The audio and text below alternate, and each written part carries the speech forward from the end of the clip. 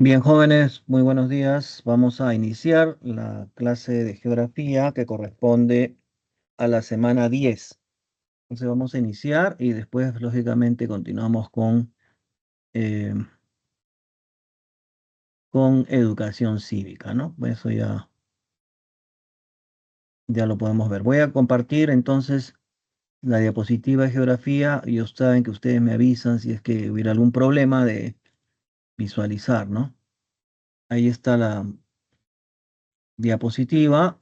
Voy a ampliar la imagen y ustedes me avisan, pues, ¿no? Si hubiera algún inconveniente, sobre todo con el hecho de que no corra la diapositiva, ¿no? O no pase de una diapositiva a otra, ¿no? Bueno, ahí estoy pasando. Si no pasara, me avisan, ¿ya? Bien. Entonces, el primer tema es acerca de los recursos naturales y vamos a ver también los problemas que se presentan actualmente con los recursos naturales y definir un poco también el rol de Naciones Unidas, del Estado peruano, con respecto a esta problemática, pues, de la conservación y preservación de los recursos naturales, ¿no? Ante todo el concepto, ¿no? ¿Qué cosa es un recurso natural?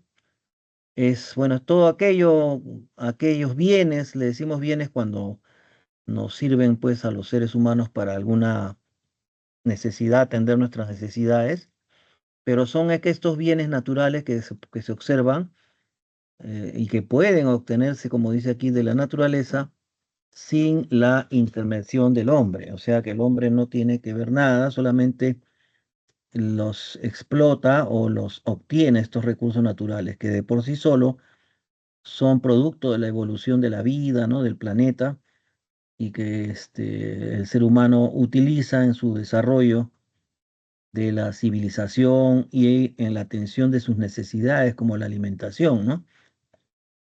Bien, entonces de ahí obtiene todas las materias primas del ser humano para construir su mundo, digamos, cultural, su mundo de civilización y de atención también de sus necesidades. Por eso que se le definen los recursos como bienes, ¿no? Todo lo que sirve para satisfacer nuestras necesidades. Bueno, hay recursos, vamos a ver los componentes, pues, de los recursos naturales, como vuelvo a repetir, son aprovechados por el ser humano para atender sus necesidades y tienen un valor también actual y potencial, como menciona aquí, en el mercado, es decir, tienen un valor económico que contribuye también al desarrollo económico del país. Por ejemplo, el Perú es un país de economía primaria, es decir, exportador de materias primas. Esas materias primas no son otra cosa que los recursos naturales. Bueno, no tenemos una economía industrial como para haber pasado de una economía primaria a una economía secundaria, que es la que se refiere al uso de las industrias o el desarrollo de las industrias y la producción de bienes o mercancías. Mayormente el Perú lo que hace es vender materias primas y tener también productos de exportación agropecuarios, ¿no? Ahora, los recursos naturales, según su capacidad de regeneración, se clasifican en recursos naturales renovables y no renovables. Los recursos renovables son, pues, los que se pueden ir recuperando, renovando mientras se van consumiendo, por ejemplo, la flora y la fauna, ¿no? Es decir, la flora y la fauna son recursos que pueden ir recuperándose, ¿no? Es decir, son recursos que uno puede consumir unas plantas y sembrar también la misma planta para volver a recuperar ese recurso. Igual que los árboles, los bosques, la idea es que si uno corta árboles, debería reforestar o replantar árboles para que se recupere el recurso. Y los recursos naturales no renovables son aquellos que cuando se extraen o se consumen, ya no se pueden volver a utilizar porque se agotan, ¿no? O sea que el nivel de consumo es mayor que el de la capacidad de renovación. Entonces, ahí tenemos los minerales, por ejemplo, el petróleo, por ejemplo, que se extrae y después se abandona el yacimiento cuando se ha agotado el recurso que es evaluado de manera económica. Entonces, estos recursos no renovables son los que se necesitan seguir explorando para ubicar estos, sobre todo en los minerales y petróleo, ubicar estos yacimientos económicos, ¿no? Y los problemas que enfrenta ahora, pues, los recursos naturales son también el hecho del crecimiento de la población mundial. Somos más de 7.000 millones de seres humanos. Ustedes se darán cuenta que cuando hay mayor cantidad de seres humanos, hay mayor demanda, pues, de recursos naturales como los alimentos, etcétera. Y además se suma a esta capacidad de sobreexplotar los recursos el hecho que la civilización actual, pues, ha tenido un gran desarrollo científico y tecnológico, y con ello tenemos mayor incidencia sobre los recursos naturales en los actos de explotación de los recursos. Entonces hay una mayor influencia del hombre sobre el medio natural, ¿no? Producto de las tecnologías. Entonces esto también ha acelerado la explotación de los recursos y generado un problema de agotamiento de algunos recursos que generan preocupación por la alteración a los ecosistemas naturales, ¿no? Ahora, los principales problemas que se enfrenta al tratamiento de los recursos naturales es, de hecho, la depredación que hacemos los seres humanos y la contaminación también, ¿no? Que generamos. Empecemos por la depredación, que se entiende como depredación, como bien dice aquí, la explotación indebida y excesiva de los recursos naturales, o sea, una explotación irresponsable, ¿no? De los recursos naturales que van a generar, pues, un desequilibrio, ¿no? Un agotamiento incluso de los recursos. Y si son animales, pues, y se caza, por ejemplo, la cacería una cacería intensa, ¿no? Hasta ilegal en muchos casos, puede generar la extinción de especies animales, ¿no? Y etcétera. Ahora, las causas de esta depredación, nuevamente vemos es que la población ha aumentado tanto a nivel mundial y con ello las necesidades de la población, de los seres humanos. Por eso la mayor explotación de tierras agrícolas, la mayor explotación de ganadería, de minerales, etcétera, ¿no?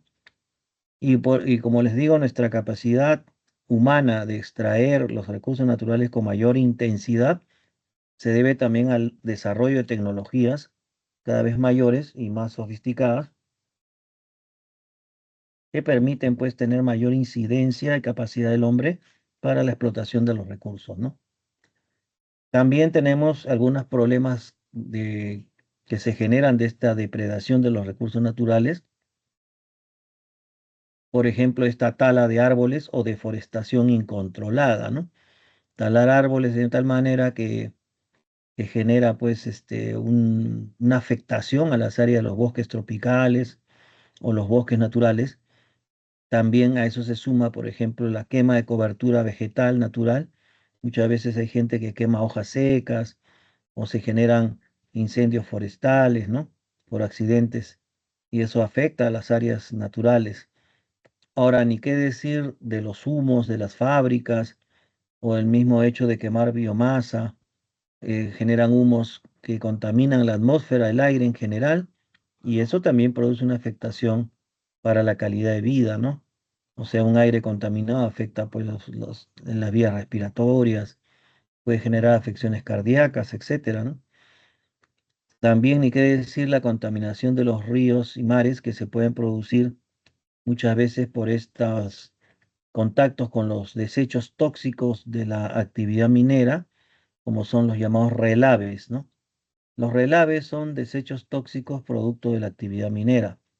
Estas relaves o desechos tóxicos pueden caer sobre los ríos, sobre los suelos y generar altos niveles de contaminación. A nivel de seguridad minera, todas las unidades mineras formales, estamos hablando, las formales, las que pagan impuestos y todo eso, todas las empresas mineras tienen la obligación de establecer un área llamada relavera.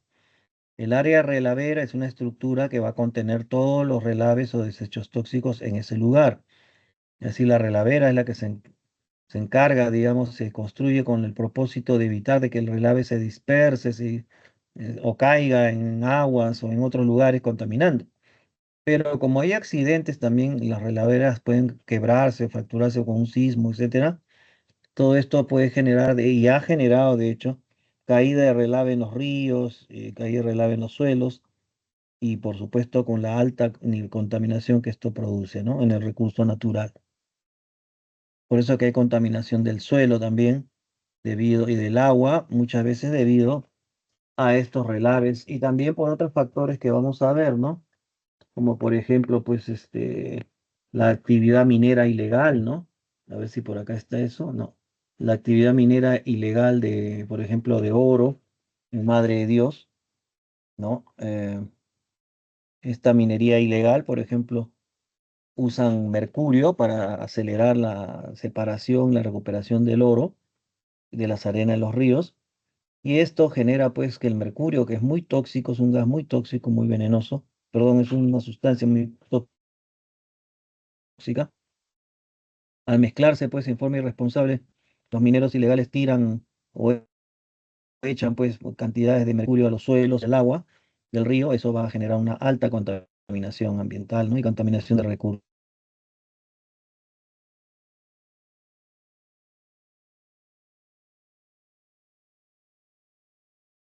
Por eso la agricultura ilegal, migratoria, también todo eso son problemas muy evidentes en el Perú,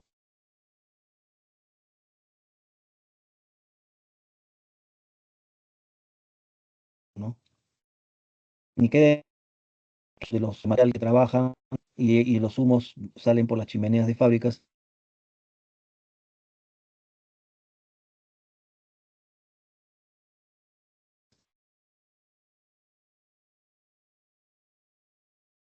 minería y hasta los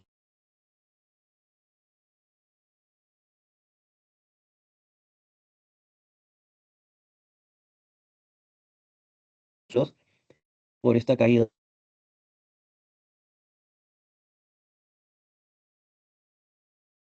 como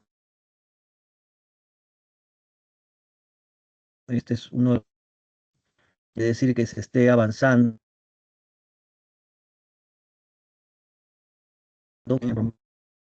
¿no?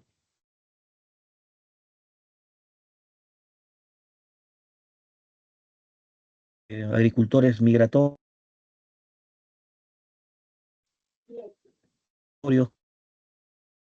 y cortan árboles, queman hierbas, lo que se llama la técnica de roza y quema, que no es otra cosa que cortar los árboles del bosque y cortar las hierbas, para abrir espacios que ellos usan para sembrar algunas plantas que para ellos son comerciales, ¿no? O son rentables, generan ganancias. Por ejemplo, la planta de la coca. Sembrar plantas de coca en la selva alta es una de las actividades que hacen estos agricultores migratorios y que se corresponde con los intereses de los narcotraficantes, ¿no? Es decir, los narcotraficantes compran toda la cosecha de hoja de coca que realizan pues los colonos agricultores ilegales migratorios, ¿no? Que van migratorios, dice, porque van de un sitio a otro, ¿no?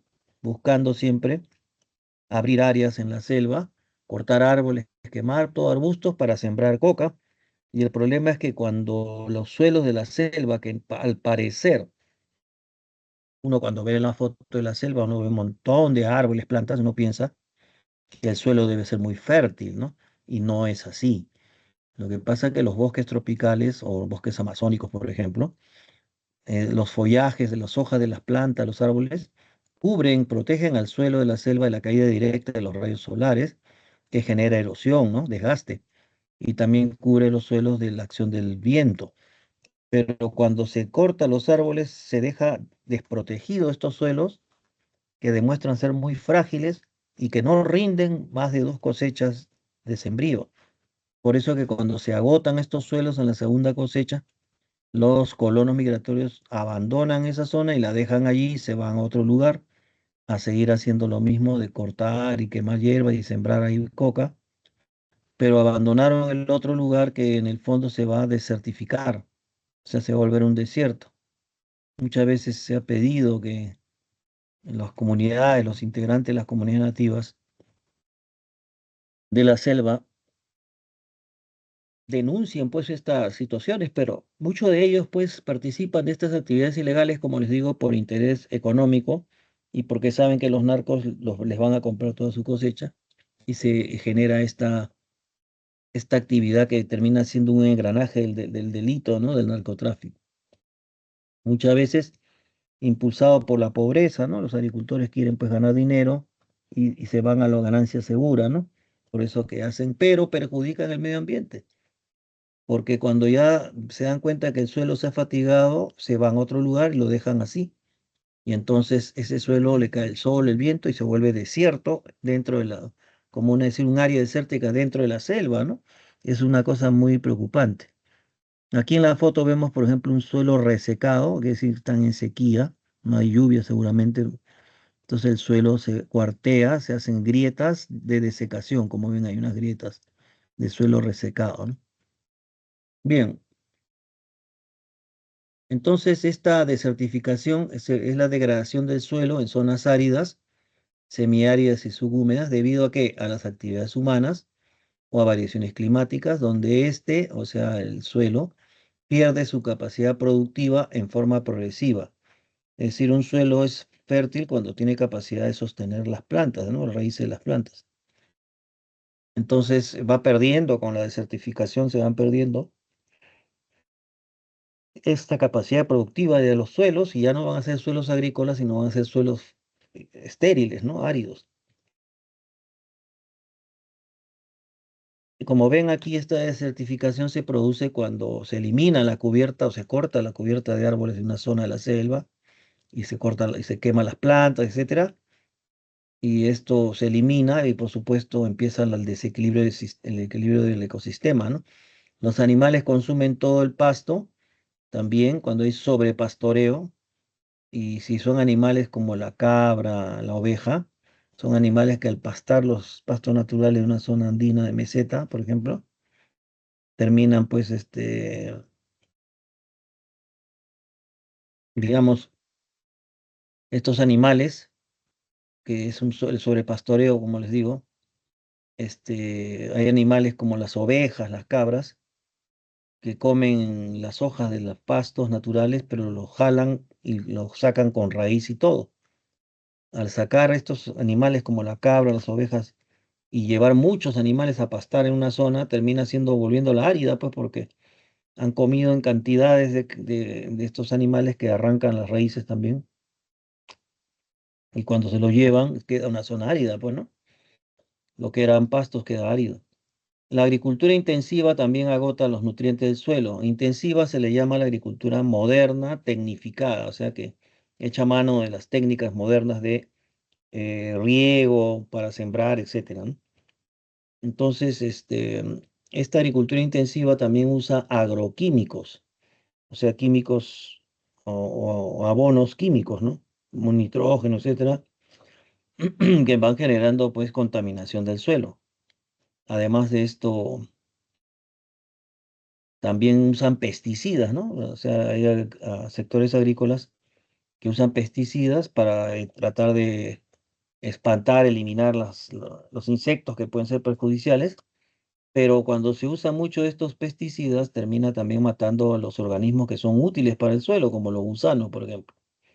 Los gusanos son útiles porque ingresan al suelo, hacen sus madrigueras, ¿no? Y eso se vuelve en lugares donde el oxígeno puede ingresar y oxigenar el suelo de manera natural, ¿no? Entonces, em,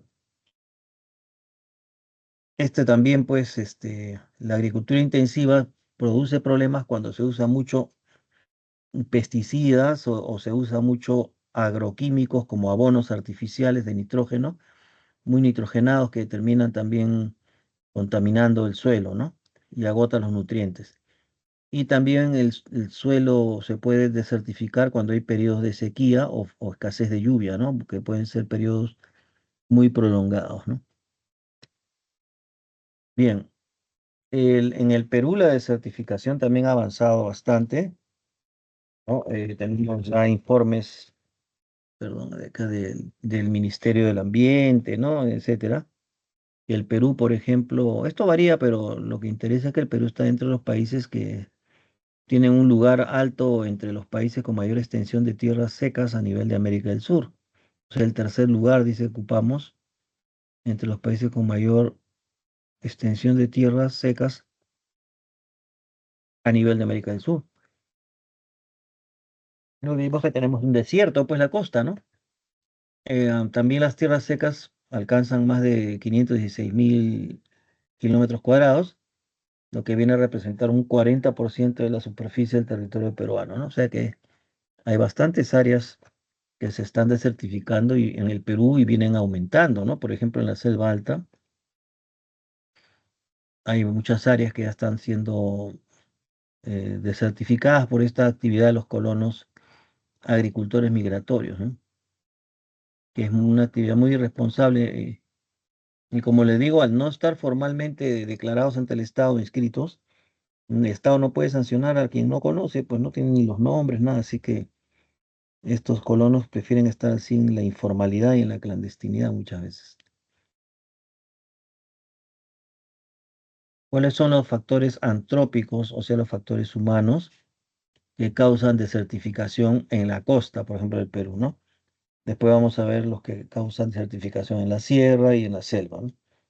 Primero, en la costa, vemos que en el sector de la costa norte hay mucha erosión hídrica, es decir, mucha erosión también eólica, o sea, por acción del viento. Nos vimos que en el norte hay bastantes desiertos, ¿ven?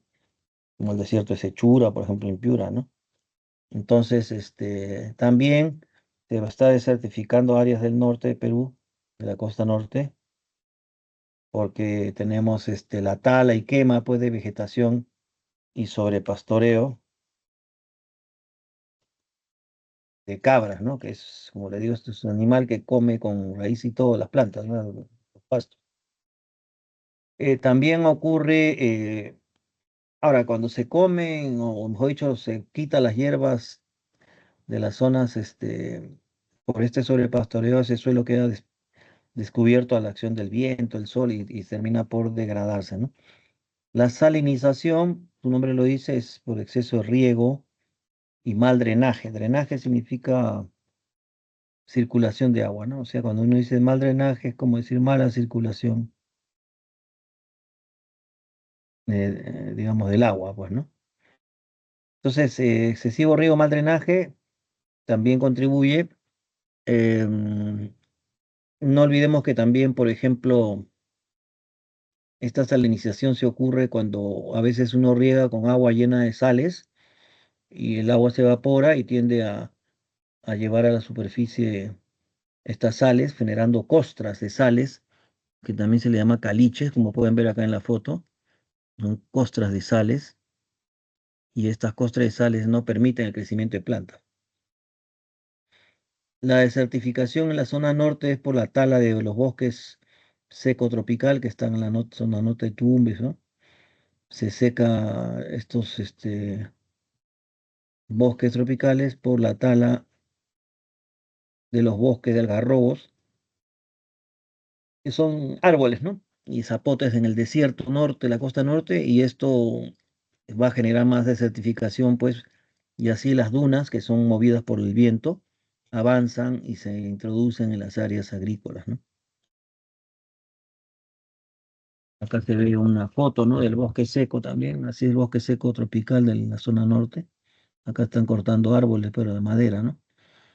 En el sector centro-sur, donde estamos nosotros, o sea, en el centro y sur de la costa, ujú, tenemos salinización, que también es este afloramiento de las aguas, de las sales, por mal riego, mal drenaje. Como menciona, cerca del 40% de las tierras agrícolas de la costa central y sur ya están afectadas por este proceso de salinización, como ven en la foto, ¿no? Las costras de sales que afloran y se forma pues una capa dura que no deja crecer plantas, ¿no? La erosión del viento también es importante, la erosión eólica del viento, y también se hace más importante cuando talas y quemas vegetación y talas árboles, entonces los suelos quedan desprotegidos y más a merced de la acción eólica que puede generar erosión, pues desgaste de la superficie. La erosión o desgaste fluvial por los ríos son los que arrastran los ríos, las tierras, por falta de vegetación, ¿no? Entonces, es una problemática, pues, de la costa peruana, estos procesos que hemos mencionado. También tenemos desertificación y los factores antrópicos, o sea que el hombre es la causa, ¿no? en la zona de los Andes, ¿no? En la vertiente occidental y en las zonas interandinas, o sea, entre los valles de la sierra y las zonas altoandinas o la meseta, ¿no? En la vertiente occidental de los Andes tenemos la erosión hídrica grave que se da por los deslizamientos o caídas de huaicos, a veces en la época de lluvias, que arrastra todo a su paso, y también esta causa de desertificación o deslizamientos también es la tala, pues y quema de la vegetación en esta vertiente occidental de los Andes, de las laderas, lo que hace que se queden descubiertos esos suelos, se vuelven secos, inconsistentes y con las lluvias cobran peso el material y cae, ¿no? Por gravedad. Además también se suma un problema que es el sobrepastoreo también que hemos dicho, cuando es de cabras y ovejas, genera mayor pues daño a los suelos, ¿no? Aquí vemos en la foto un incendio, ¿no? Por ejemplo, que se ha hecho en las plantas secas, ¿no? En la estación seca seguro.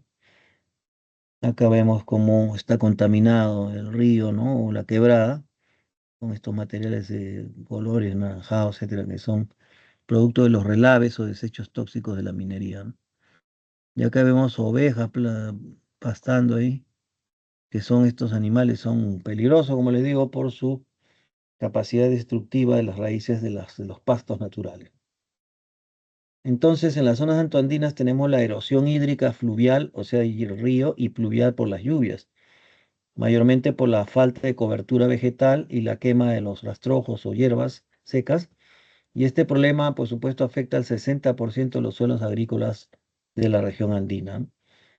El sobrepastoreo que hemos explicado a estos animales y quema de pajonales también en las mesetas altoandinas, mesetas o altiplano o altipampa también se le llama, son sinónimos.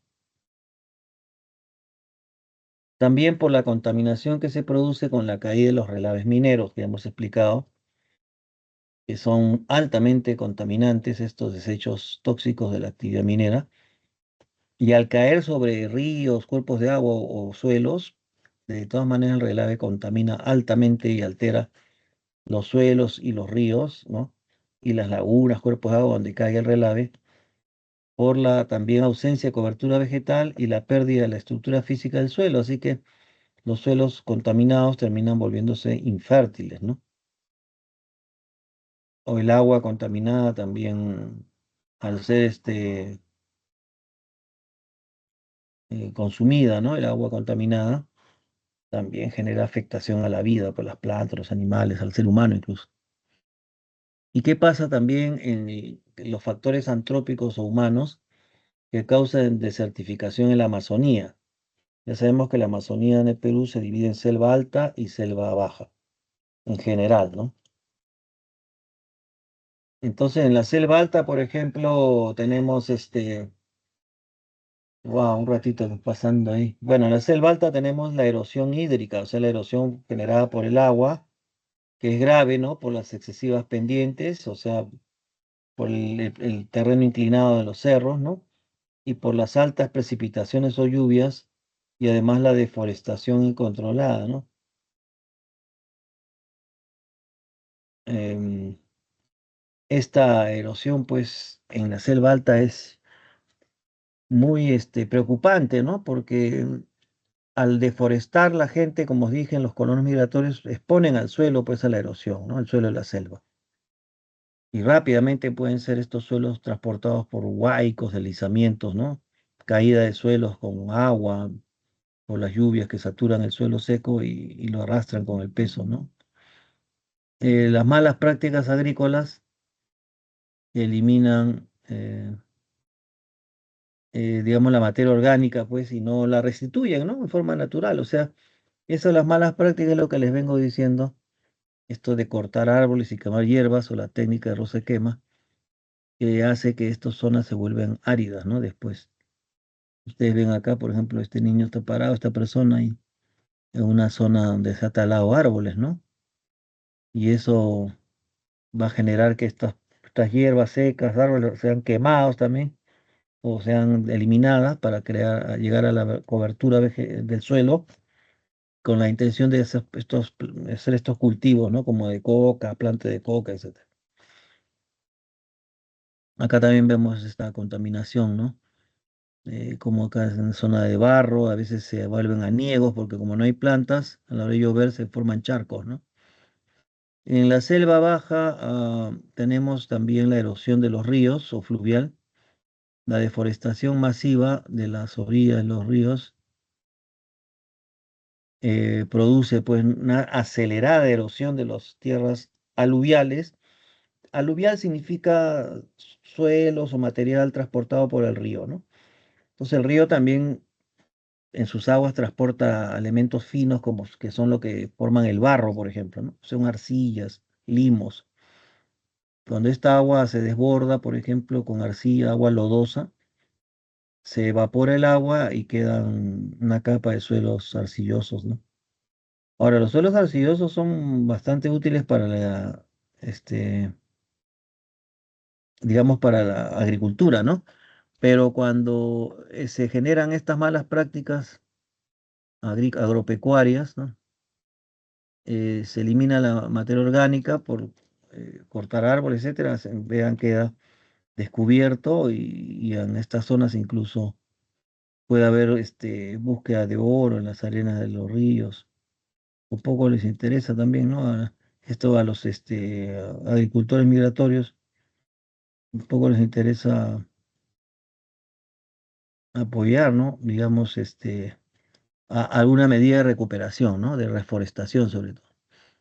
¿Cuáles medidas son recomendables, ¿no? Para, según el desarrollo sostenible para combatir la desertificación? No son medidas que incluso están de la mano con los propios objetivos de desarrollo sostenible, ¿no? Entonces, estas medidas van desde, por ejemplo, la coordinación de la gestión de tierras y recursos hídricos. ¿Quién hace gestión de estos recursos? Es la municipalidad o los alcaldes, distrital, provincial.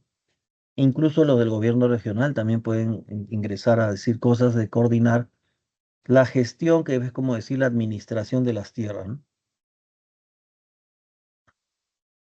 No se olviden de que el Estado peruano es dueño de todos los recursos, ¿no? Es cierto que existen títulos de propiedad de terrenos, como por ejemplo también los títulos que tienen las comunidades nativas, campesinas, o los que títulos que puede tener una persona acá en Lima y se compra un terreno, ¿no? No es un título de propiedad. Pero ya les he dicho que la propiedad que uno tiene, en el caso,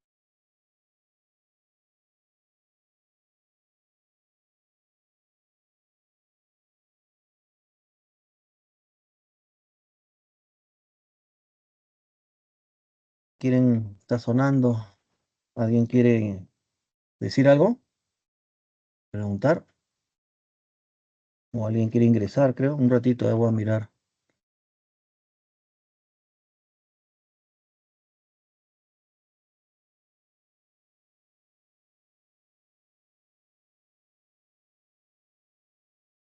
No sé si habrá alguien ahí.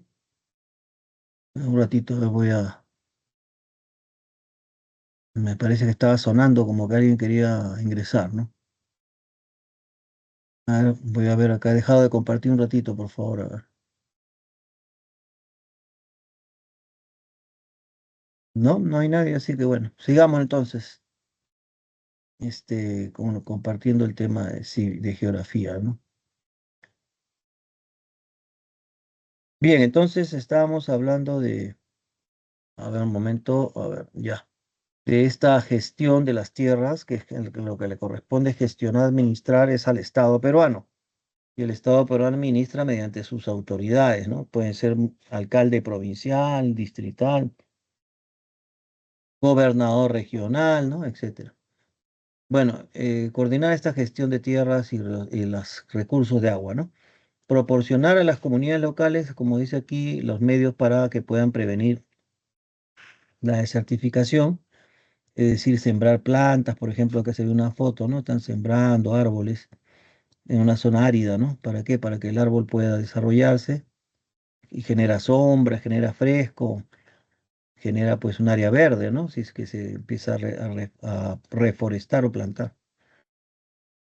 También apostar por modos de vida alternativos que no dependan del uso tradicional del suelo, ¿no? Por ejemplo, ya que no queremos depredar, desertificar los suelos, podríamos dedicarnos a otras actividades, ¿no? Por ejemplo, que son rentables también, ¿no?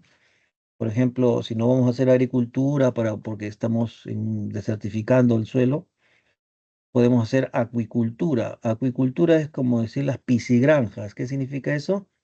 La crianza de peces, ¿no? En piscinas o zonas artificiales, ¿no? Por eso le dicen piscigranjas, ¿sabes? Son crianza de animales, perdón, de peces, como la trucha, por ejemplo, se cría en piscigranjas, ¿no? Y esta crianza de peces en zonas artificiales, eso lo llaman acuicultura. También dice la agricultura de invernadero, es decir, sembrar así como acá, con un techo, no es un área de sembrío, ¿no? Pero totalmente controlada, ¿no? Por la gente. Por eso le dicen agricultura de invernadero. Otra opción es las actividades relacionadas con el turismo, ¿no? Quiere decir que si no queremos desertificar, podemos cambiar un giro, dar un giro a nuestra actividad económica, que ya no sería la agricultura, sino podría ser, pues como dice, acuicultura, agricultura invernadero o el turismo, que también requieren menor uso de tierras y de recursos naturales, ¿no? Y también se puede ingresar, puede generar ingresos, ¿no? La deforestación en el Perú, como vemos, ya es una cuestión que preocupa, pues, en el sentido que ya se está incrementando las áreas desérticas, como podemos ver acá en este cuadro estadístico, en este cuadro de barras. La floresta le dicen a los bosques, ¿no? En el caso del Perú tenemos el área más boscosa es la selva, pues, ¿no? La selva es el bosque tropical, amazónico. También la selva es la región de más área, de más extensión de las regiones del Perú, ¿no? Tiene más extensión de área que la sierra y la costa, ¿no? El recurso, la floresta o los bosques es el recurso natural renovable, porque las plantas se pueden volver a crecer, más notable del país, pero por la tendencia absolutamente creciente de la deforestación, se ha perdido ya 7.800.000 hectáreas del territorio nacional, ¿no? En el año 2021 se perdieron 137.900 hectáreas de bosque a causa de la agricultura migratoria, los colonos migratorios, los cultivos ilegales y la minería ilegal y la tala ilegal, ¿no? Bueno, los departamentos más afectados con esta depredación o deforestación en el Perú es el Loreto, Ucayali, San Martín, Huánuco, Madre de Dios, Junín, Pasco y Amazonía, dice, ¿no? Perdón, Pasco y Amazonas, que son los departamentos que más deforestación han pasado, han sufrido, ¿no? Aquí vemos un cuadro, por ejemplo, en el 2010, miren ustedes, 2014, 2015, que se elevó a mucho esta deforestación. En el siguiente año ha bajado, 16, subió de nuevo, bajó un poco. En el 2020 ya volvió a subir niveles digamos, de pérdida de bosques, ¿no? Miren, el 2020 ha sido terrible, ¿no? Se ha perdido más bosques por esta depredación, esta técnica de rosa quema, los colonos migratorios, ¿no? La minería ilegal, todo eso en la selva ha ido pues minando, destruyendo varias de los bosques tropicales, ¿no? El 2020 ha sido terrible, como en un pico más alto, ¿no?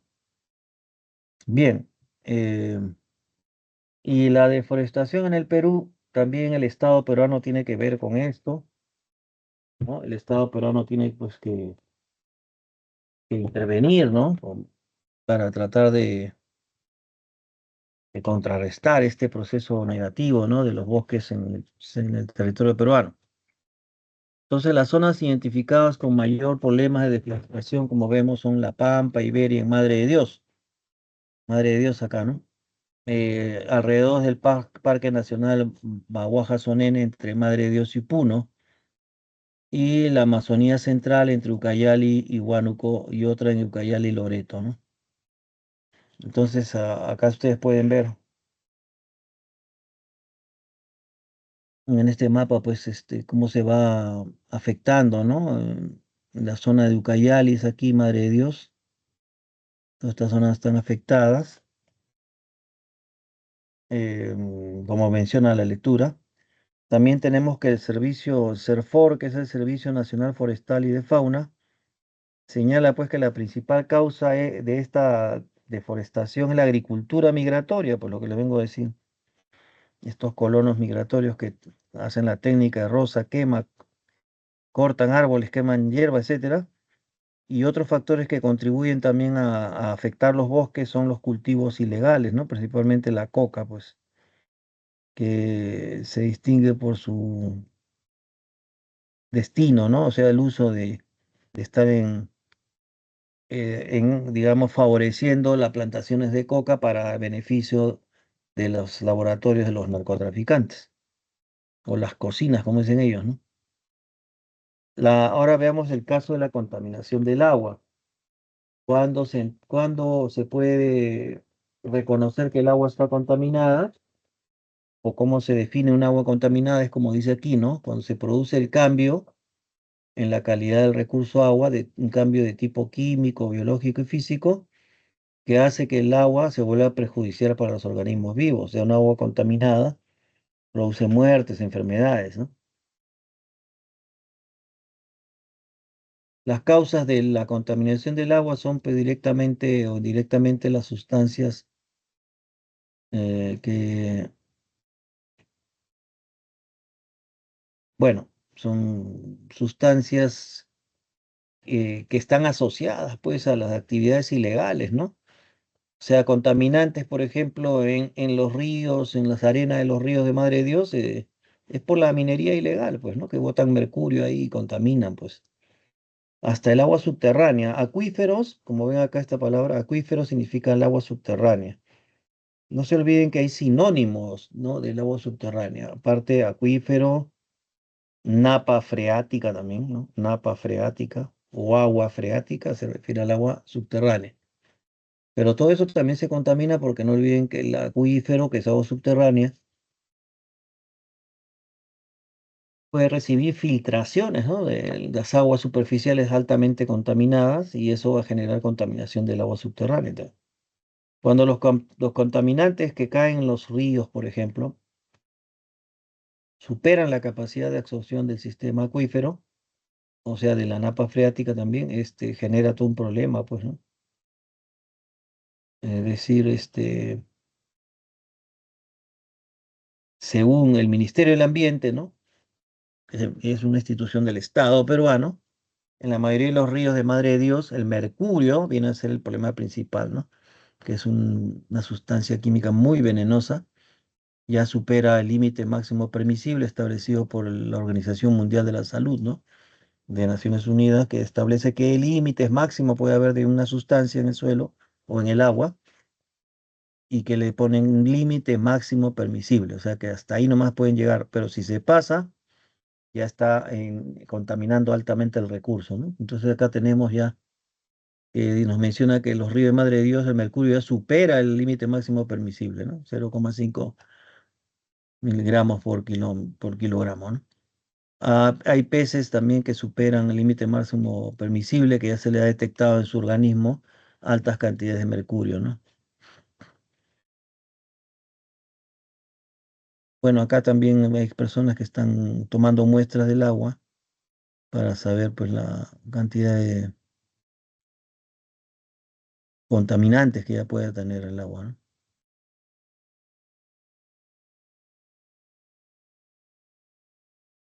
¿Cuáles son las consecuencias pues de la contaminación del agua, ¿no? Se genera el 80% de enfermedades de los países pobres o en vías de desarrollo. El 80% es por tomar agua contaminada. Eso pues, genera pues tifoidea, infección intestinal, ¿no? Estomacal, etcétera. Y puede llegar incluso a la muerte, ¿no? Porque si se da una infección intestinal, algo y te da una diarrea, pues imparable, te puedes morir, ¿no? Entonces hay un incremento de la muerte de personas al año, o sea, se ha aumentado el número de personas que mueren por tomar agua contaminada, sobre todo por los sectores más pobres, ¿no? También tenemos la alteración de los ecosistemas acuáticos y del litoral, que hemos visto todo eso también. No hay que olvidarse que el hombre bota basura también a los ríos, O incluso ustedes en la Costa Verde se han ido, van a ver aquí del acantilado de la Costa Verde en la playa sale pues agua, hay tuberías de desagüe, ¿no? Que están cayendo directamente en el mar, por eso que el mar de la Costa Verde tiene color marrón, ¿no? De agua contaminada. Eh, y eso también, por supuesto, un agua contaminada genera alteración de los ecosistemas acuáticos y del litoral, ¿no? Claro, porque ya la calidad del agua como ecosistema se altera, entonces los peces, todos se afectan, ¿no? Puede haber una disminución de la producción pesquera, incluso porque en el caso del Perú pesca cantidades de anchoveta y sardina de manera comercial, ¿no? Pero la anchoveta y la sardina son peces de aguas frías, pero si esa agua fría está muy contaminada, los peces se van a ir más lejos o se van a profundizar y ya va a ser más difícil pescar las toneladas de peces que se usan para hacer harina y aceite de pescado, que sería otra de las consecuencias negativas para la economía peruana, ¿no? Que no se pueda seguir explotando la anchoveta y la sardina, que son la base, pues, digamos, de la preparación y exportación de harina y aceite de pescado que hace el Perú, ¿no? A nivel mundial. También, por supuesto, el agua contaminada incide en la disminución de la producción pesquera, pues porque si la anchoveta y la sardina se profundizan, porque el agua está muy contaminada cerca de la superficie, entonces ya no se les puede pescar en toneladas y se afecta la economía y explotación pesquera, ¿no? Acá hay hombres que están tomando muestras de suelos, de agua, ¿no? ¿Qué medidas plantea pues el desarrollo sostenible, ¿no? Por ejemplo, reducir el volumen de contaminantes, de detergentes, etcétera, reutilizar y tratar las aguas residuales y reciclar los contaminantes, ¿no? O sea, también hay que darle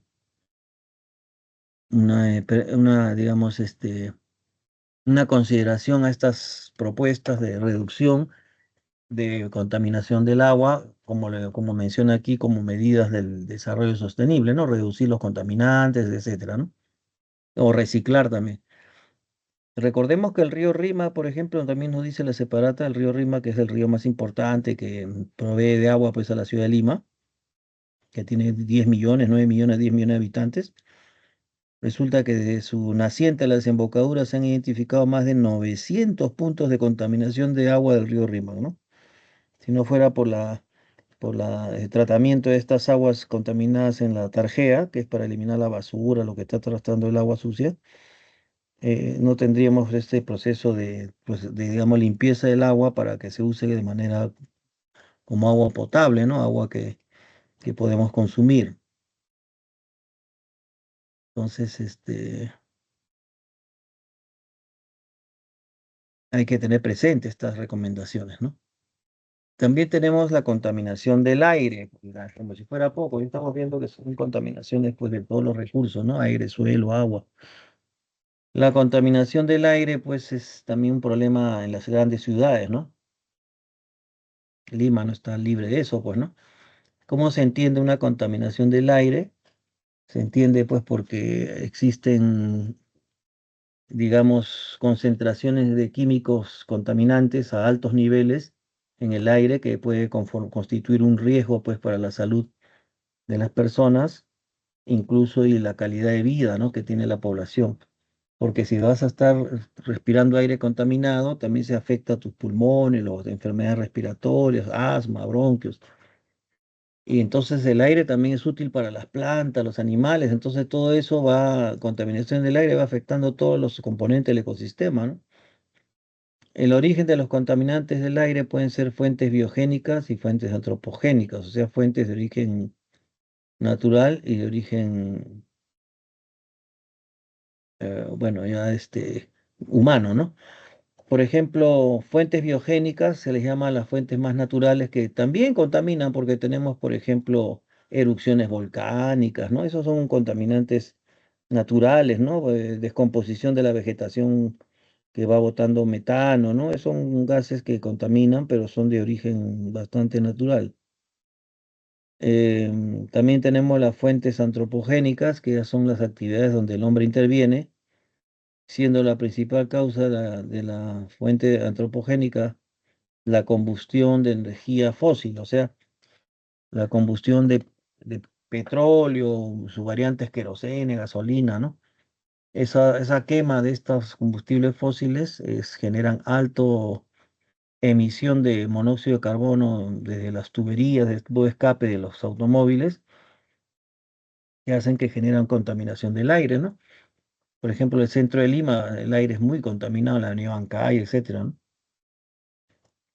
Se ha monitoreado que pues hay un alto nivel de contaminación. Entonces, ya se hace el aire irrespirable, pues, ¿no?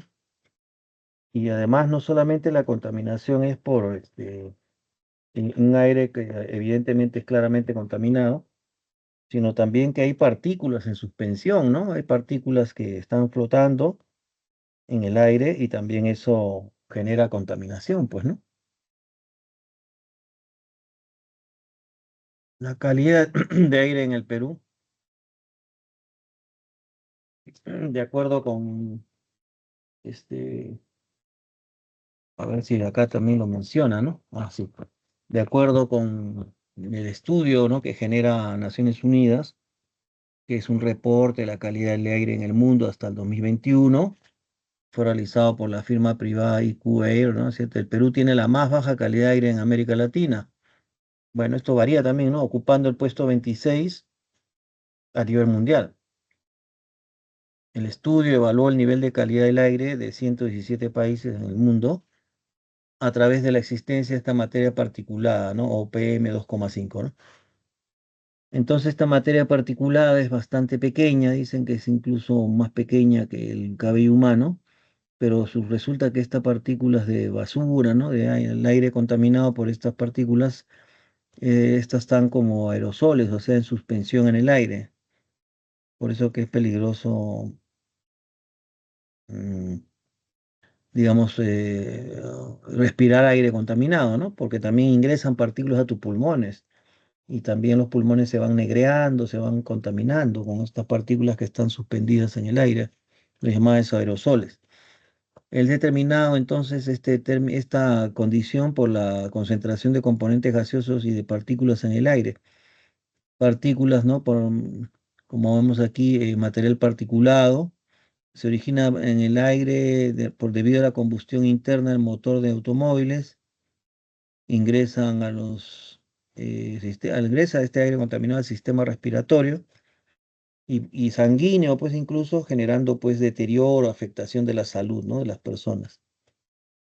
Hay varios gases, por ejemplo, dióxido de nitrógeno, que es un gas que es bastante tóxico también y que proviene de la mayor parte de oxidar el monóxido de nitrógeno, es decir, los humos que botan los automóviles, cuya fuente principal pues son la emisión de los automóviles, ¿no? De estos gases, monóxido de carbono, ¿no? En exceso, estos gases pueden causar daño en los pulmones, pues, por supuesto. También tenemos la capa, el gas de ozono, ¿no? Que aunque no lo menciona acá, no está. El ozono también irrita los ojos, es decir, el ozono es un gas muy útil en la estratosfera, o sea, nosotros nos encontramos en la troposfera, ¿no es cierto? La estratosfera es una capa más arriba, unos 20 kilómetros, ¿no? Y en la troposfera se encuentra la capa de ozono, pues en forma natural se ha formado y a la vez nos protege la radiación directa de los rayos solares, ¿no? La capa de ozono. Entonces, el gas de ozono, por ejemplo, es corrosivo, ¿no? En la troposfera es corrosivo. Puede oxidar los chasis de automóviles, etcétera, ¿no? Afectar la vegetación incluso. Bien, y también tenemos el dióxido de azufre, como ven aquí, que proviene pues de la combustión de carbón, de petróleo, que usamos mucho como combustible. Puede causar este tipo de enfermedades muy preocupantes, ¿no? Por ejemplo, el azufre es muy ácido, es un gas que si asciende a la atmósfera puede generar con la lluvia puede atravesar las nubes que tengan dióxido de azufre y generan lo que se llama lluvia ácida, ¿no? Lluvia ácida. es decir, una lluvia corrosiva, ¿no? Que malogra los chasis de los automóviles, por ejemplo. Luego tenemos también las partículas y aerosoles que les estaba mencionando, que de usar o quemar carbón, gas, petróleo, madera, etcétera, de esta quema se va, digamos, sumando, ¿no? Problemas de partículas que están en suspensión, ¿no? Incluso la fábrica de cemento, también como en el caso de Cemento Lima en Lurín, expulsan de sus humos cantidades de cemento en forma de partículas. Y esto el aire lo lleva de aquí para allá, ¿no? Con el viento. Y va, al depositarse, va generando costra de cemento, ¿no? En el suelo. Puede malograr áreas agrícolas. Finalmente, estas partículas también que están suspendidas en el aire, aerosoles, también al ser respiradas, causan irritación, enfermedades en los pulmones. No hay que olvidar que los pulmones también, al respirar mucho aire contaminado, se van pigmentando, ¿no? De puntos negros o situaciones que generan una contaminación evidente. Por ejemplo, hasta colgar ropa blanca, por ejemplo, en una zona de alta contaminación de aire como la Avenida Bancay, inmediatamente amanece pues con puntos negros, ¿no? Ya se contamina o las partículas se notan. El monóxido de carbono también proviene de la combustión de los gas, de la gasolina, los combustibles fósiles, queroseno, carbón, petróleo, tabaco, madera, y también puede causar la muerte, ¿no? Bien, entonces estos son mayores componentes de con esta contaminación del aire, ¿no? Acá ponen un cabello para darse cuenta cómo este material particulado, ¿no? El tamaño, ¿no? Ahora, ¿qué medidas recomienda Naciones Unidas, pues, para tratar de enfrentar esta contaminación del aire, ¿no? Pues, hay sugerencias, pues, como son, por ejemplo, estas que vemos aquí, de usar bombillas, electrodomésticos de bajo consumo, o usar más transporte público que automóviles, ¿no? O usar bicicletas, caminar. O si tienes automóvil, tenerlo con un debido mantenimiento, ¿no? Para que no emita muchos gases contaminantes. O conducir automóviles eléctricos y vehículos, ¿no? Que no botan monóxido. O elegir limpiadores ecológicos o sea, cosas que no contaminan el aire, no sprays, esas cosas no hay que usar. O usar pinturas también a base de agua o que no tengan mucho disolvente químico porque bota también contaminación del aire, ¿no? Sellar los recipientes de productos de limpieza, productos químicos, taparlos bien porque si no van emitiendo gases tóxicos a la atmósfera. Ahorrar energía, reducir el consumo de carne y productos lácteos porque este material orgánico, cuando uno desecha la basura, partes de estos materiales de carne, lácteos, se genera metano, pero no olviden que ese metano es un gas invernadero que proviene de la descomposición pues de la materia orgánica. O sí recomiendan hacer composta o compostar, que es decir, es un abono orgánico hecho por el hombre a base de materiales orgánicos y se pudre, digamos, pero sirve para abonar los suelos, ¿no? De manera orgánica. También alimentos orgánicos y reciclar la basura, ¿no? No orgánica. Esto es bueno de usar abonos orgánicos porque también hay abonos llamados agroquímicos, o sea que ahí viene, también le echan nitrógeno que abona el suelo, pero como lo echan en cantidades fuertes, termina por contaminar también el aire y el suelo. Disminuir el uso de plásticos también porque eso no se biodegrada, pues no hay degradación de plástico, demora mucho. Y evitar quemar la basura también por los humos que contaminan el aire, ¿no? Esto es importante, pues, considerar, ¿no? Para ir sumando en algo una medida que contribuye a tener un recurso como el aire, tener una mejor calidad, ¿no? Ahora, ¿cómo se contaminan los suelos? También los suelos se contaminan cuando echamos basura, desperdicios que no son degradables, ¿no? O sea, ahí ven en la foto unas pilas, por ejemplo. El suelo no va a degradar esas pilas, ¿no? O sea, no lo asimila. Tanto el agua como los suelos y tienen capacidad de absorber y asimilar ciertos porcentajes de contaminantes, pero cuando ya hay mucha basura en cantidad, ya el suelo y el agua pierden capacidad de absorber estos contaminantes. Entonces la contaminación del suelo se entiende como una alteración del suelo o del recurso por la presencia de sustancias químicas producidas por el hombre, ¿no? Las cuales, por supuesto, afectan, ¿no?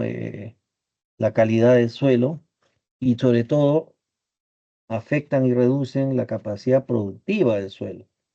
No se olviden que el suelo se valora por su capacidad de sostener plantas, ¿no? O sea que un suelo que es un buen suelo puede, de hecho, sirve para la agricultura, ¿no? Un suelo que tiene materia orgánica o natural, ¿no? Entonces, pero cuando es un suelo sin materia orgánica, es un suelo seco, ¿no? Árido, ya no se llama suelo agrícola, sino se le llama, pues, regolito, ¿no? Rego, con G, ¿no? Regolito, que es un suelo, pero no es agrícola, ¿no?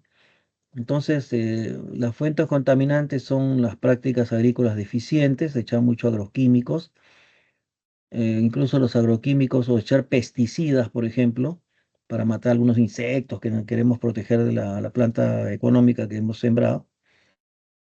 Pero esos pesticidas pueden ser muy fuertes y también matar a los organismos que son saludables en el suelo, como los gusanos, por ejemplo, y al hacer su madriguera en los suelos permite que el aire se oxigene. Pero si matamos con los pesticidas a los gusanos, ya no va a haber una oxigenación natural del suelo.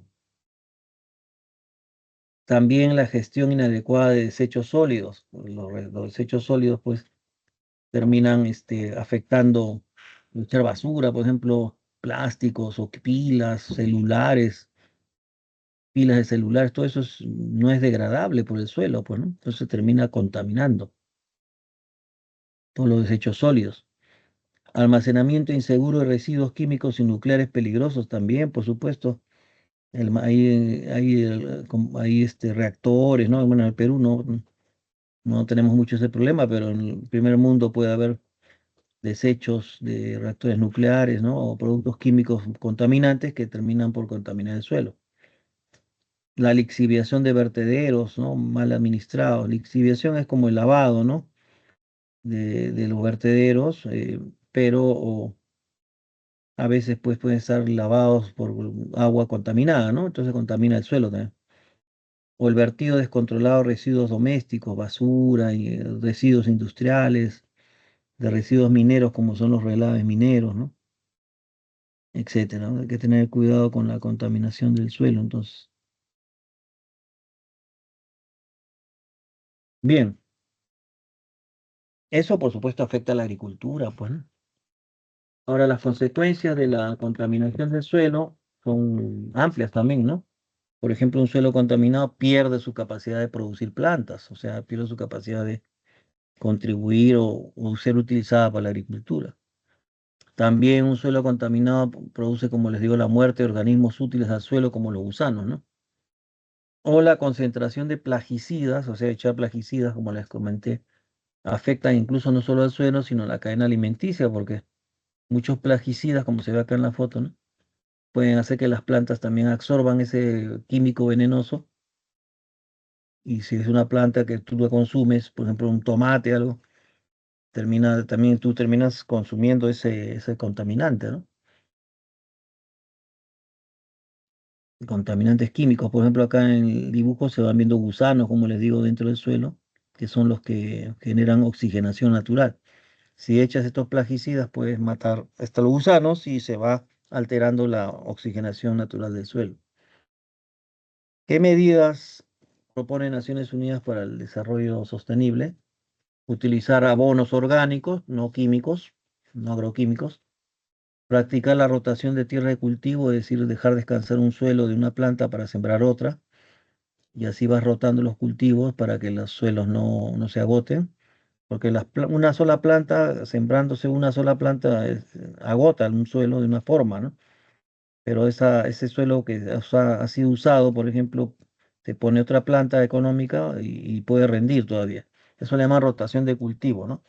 Para evitar que el suelo se agote mucho con un solo tipo de planta, ¿no? Que consume un tipo de nutrientes. Acá tenemos, bueno, usar abonos orgánicos, manejo de los desechos, plantar, cuidar árboles, reforestar, hacerse responsable de los desechos que uno también bota, ¿no? O lleva, por ejemplo, ¿no? A un campamento, algo, y evitar hacer fogatas, ¿no? Ahora, todo esto también nos lleva a pensar en cómo la biodiversidad o la variedad de vida se afecta, ¿no? O se encuentra afectada. Entonces, la pérdida de biodiversidad también es otra consecuencia, ¿no? De toda esta contaminación, todo lo que estamos viendo. Se refiere a la disminución o desaparición de la diversidad biológica, pues, ¿no? La pérdida de la variedad biológica, entendida esta como variedad de seres vivos, ¿no? Que habitan el planeta. O sea que si se pierde, se afecta a los ecosistemas de suelo, aire, agua, también se afecta la biodiversidad o variedad de vida. Ahora, ¿qué problemas están afectando esta biodiversidad? Es la sobreexplotación del medio natural, los recursos, o la pérdida y degradación de las condiciones del ecosistema o hábitats de las formas de vida, la contaminación del medio ambiente que hemos visto, agua, suelo, aire, se contamina de diversas formas, la introducción de especies invasoras, eso también es algo que no hemos comentado, pero hay plantas que son foráneas, por ejemplo, traídas, ¿no? Que no son naturales de una región, pero a veces se planta en una región que no corresponde, la planta sobrevive, pues se impone, y a veces son plantas muy fuertes en el sentido de dominar un espacio de cultivo y pueden terminar por matar a las otras plantas que tú quieres que estén allí, ¿no? O sea, hay una competencia también entre las plantas, ¿no? Pero mayormente las más fuertes no son las que tú quieres que vivan, sino tú quieres que vivan las más rentables por algo y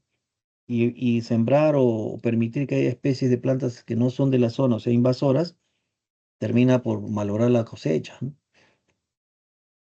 Um, entonces, esto también afecta, ¿no? Y por último, los efectos del cambio climático también afectan la biodiversidad, ¿no? Las consecuencias de esto es, pues, claramente, pues, hay muchos efectos negativos sobre el bienestar humano. También se afecta con la afectación de la pérdida de la biodiversidad, la seguridad alimenticia de los seres humanos y muchos seres también que dependen de una cadena alimenticia, ¿no? La vulnerabilidad ante los desastres también naturales o desastres o fenómenos naturales, porque claro, si hay suelos sin plantas, ¿no? Todo eso genera peligros de caída de huaicos en quebradas, etcétera, ¿no? Puede aumentar eso. Y eso afecta a las poblaciones ubicadas en las zonas. La seguridad energética también se puede ver afectada y el acceso al agua limpia y a las materias primas, ¿no? Que uno idealiza que son este, importantes, pero no de la forma que vemos en el sentido de las consecuencias, ¿no? ¿Qué medidas propone el desarrollo sostenible para combatir esta pérdida de biodiversidad? Nos propone, pues, eh, por ejemplo, no adquirir especies exóticas, ¿no? Ni abandonarlas, es decir, que no permitir que algunas plantas foráneas fuera del ecosistema que son traídas se vuelvan plantas invasoras en el sitio, ¿no? Que han sido plantadas. También asumir las tres Rs, Rs ecológicas, es decir, reducir, reutilizar, reciclar. También hay que elegir productos y servicios sostenibles para reducir el impacto en la naturaleza. Hay que priorizar, ¿no? Algunos servicios y productos que estén de la mano con el cuidado de la naturaleza ambiental. Actuar de manera responsable en la naturaleza, evitar pues, la sobreexplotación, echar contaminante, basura, etcétera, ¿no? No hacer fogata, no tirar basura, no llevarse de ningún ser vivo como mascota o como cosa rara, ¿no? Reducir el uso de energía y combustibles fósiles, sobre todo, que generan muchos contaminantes en el aire y en el suelo. Exigir a los gobiernos el cumplimiento de normas que protegen la biodiversidad, ¿no? Claro, hay normas que protegen, pues actualmente leyes, normas que protegen estos aspectos relacionados a la pérdida de la biodiversidad, pues, ¿no? Bien, ahí tienen los ejercicios, por favor copien las claves primero. A ver, por favor copien las claves. Un ratito. Ya.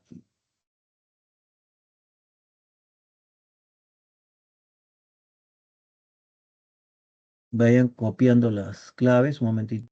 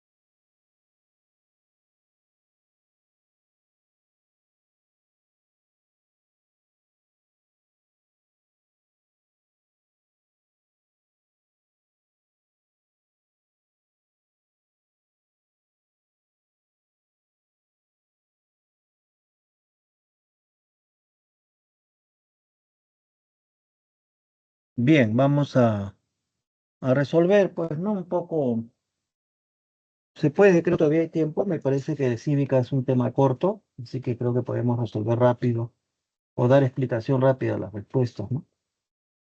Por ejemplo, en la primera pregunta,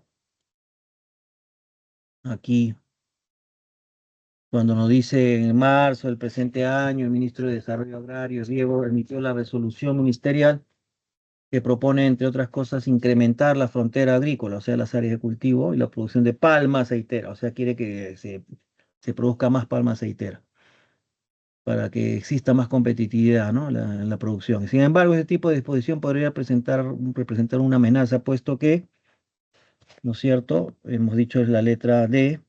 Esto implicaría una reducción significativa de bosques, ¿no? En la región amazónica, porque la palma aceitera se siembra en la selva, pero si vamos a estar priorizando que se produzca más palma, ¿de dónde vamos a producir más? Cortando árboles, sembrando palma, entonces va a afectar los bosques, ¿no? Es una política, puede ser económicamente interesante, pero ecológicamente afecta, ¿no? Bien, la pregunta 2 dice, el Programa de Naciones Unidas para el Medio Ambiente precisa que estos distintos ecosistemas vitales están amenazados, ¿no? Ante sequías cada vez más graves y prolongadas, tormenta de arena, temperaturas en aumento, motivo por lo cual es necesario encontrar maneras de impedir que las fuentes de agua dulce se evaporen y las tierras secas se conviertan en desiertos. Ante la problemática descrita, ¿qué alternativas ofrece desarrollo sostenible? Nos dice la letra B, que son, ¿verdad?, la uno, 3 y 4. O sea, es verdad que el uso del compost o la materia orgánica para abonar el suelo es una mejor gestión del suelo. También es verdad que la 3 y la 4, ¿no? O sea, que el riego por goteo, el sistema de riego, el acolchado son técnicas de riego que reducen el estrés de la sequía, porque estás regando, por eso que evita la sequía, y la replantación de árboles también reduce erosión. ¿Por qué es falsa la 2, no? Porque dice la formación de aniegos. Aniegos son agua estancada. La formación de aniegos en los suelos reduce la salinización. No tiene nada que ver, pues, porque el aniego no genera salinización, ¿no?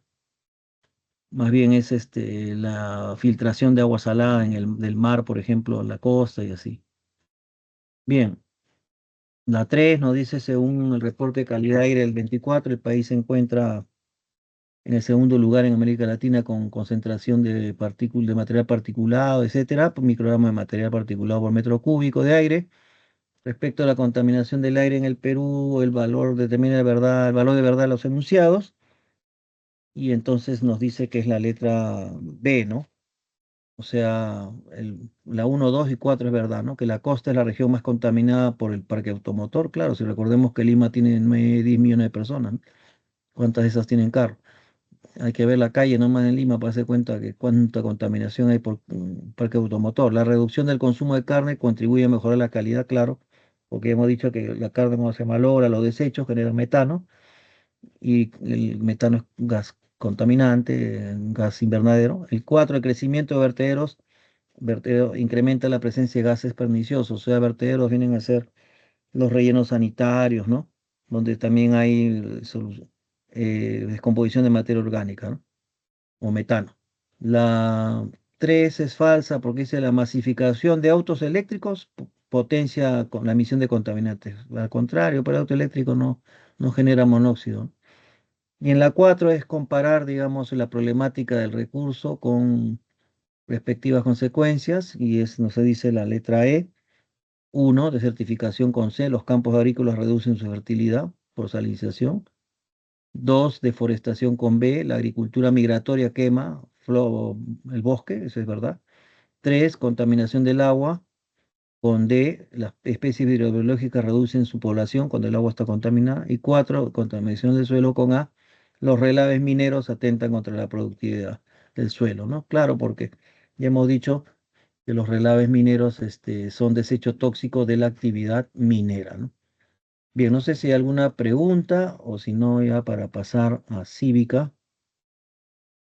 Ya saben que si nos quieren hacer alguna pregunta pueden prender el micro, ¿no? Mientras se animan, o no se animan, a pasar al tema de cívica. Bien, hay aspectos que fundamentan la peruanidad. Este es otro tema, ¿no?